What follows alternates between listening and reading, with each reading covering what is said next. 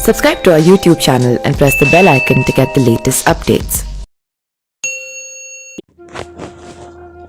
रामायण और महाभारत में ऐसे बहुत सारे प्रसंग हैं जो हमारे लिए बहुत ही प्रेरणादायी और शिक्षाप्रद हैं।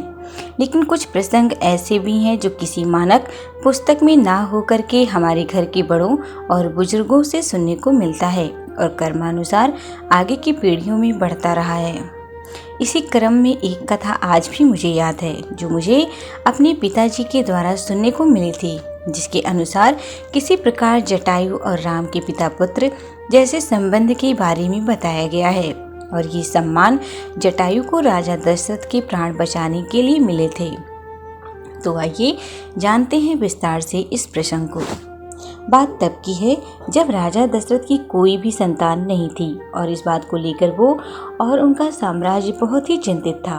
इनके इस चिंता के समाधान के लिए राजा दशरथ के कुलगुरु महर्षि वशिष्ठ ने उनके द्वारा पुत्रेष्ठी यज्ञ का आयोजन कराया और यज्ञ संपन्न होने पर उन्हें अग्निदेव द्वारा दिव्य पेय प्राप्त हुआ, जिसको ग्रहण करने के उपरांत उनकी तीनों रानियां गर्भवती हुईं।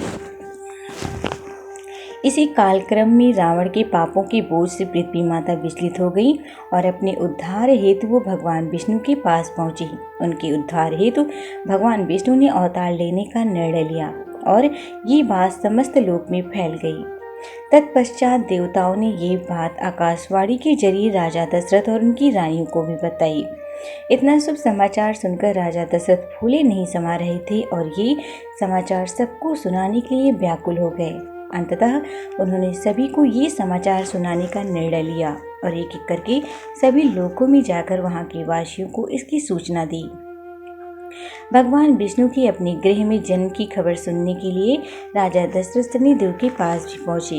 उनके महल में पहुंचकर देखा कि शनिदेव उल्टी तरफ मुंह करके खड़े हैं। इस पर राजा दशरथ ने उन्हें अपनी तरफ मुंह करने को कहा, जिस पर शनिदेव ने बोला, मेरी दृष्टि सभी के लिए कष्टकारी है, अतः जो कुछ भी कहना आप ऐसे ही कहो, मुझे आपकी तरफ मुंह करने को विवश ना करें। इस पर राजा दशरथ ने कहा, अब तो स्वयं प्रभु मेरे घर जन्म लेने वाले हैं, फिर मेरा आहित कैसे हो सकता है। आप मुझे अपना मुख और बिंद के दर्शन अवश्य कराएं। बहुत कहने पर भी राजा दशरथ शनिदेव के मुख दर्शन की बात पर अड़े रहे और अंततः शनिदेव को अपनी दृष्टि राजा दशरथ की तरफ करनी ही पड़ी।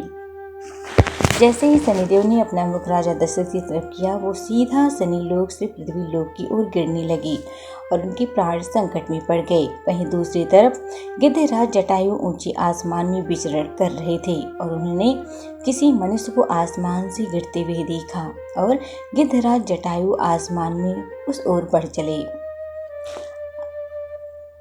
अंततः गिद्धराज जटायु ने राजा दशरथ को अपने पंखों में भर लिया और सकुशल अपनी धरती पर लेकर आए और उनके प्राणों की रक्षा की।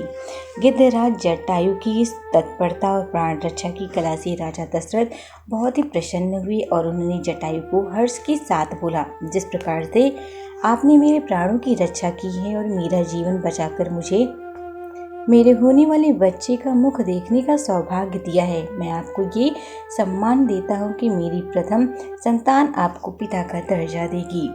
इस प्रकार से राजा दशरथ ने गिद्धराज जटायु को राम के पिता सम्मान होने का सम्मान प्रदान किया। और आगे के प्रसंग में ये देखने को भी मिलता है कि किस प्रकार से रावण से युद्ध करते हुए और सीता के अपहरण को रोकते हुए गिद्धराज जटायु धराशायी हुए और राम ने उनकी मृत्यु के उपरांत एक पुत्र के जैसा उनका अंतिम संस्कार किया।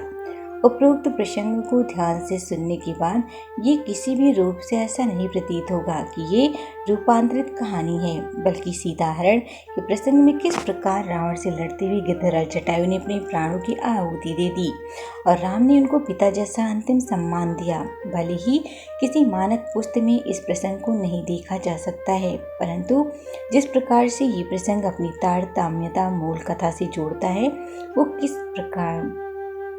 वो इसकी प्रामाणिकता को सिद्ध करती है।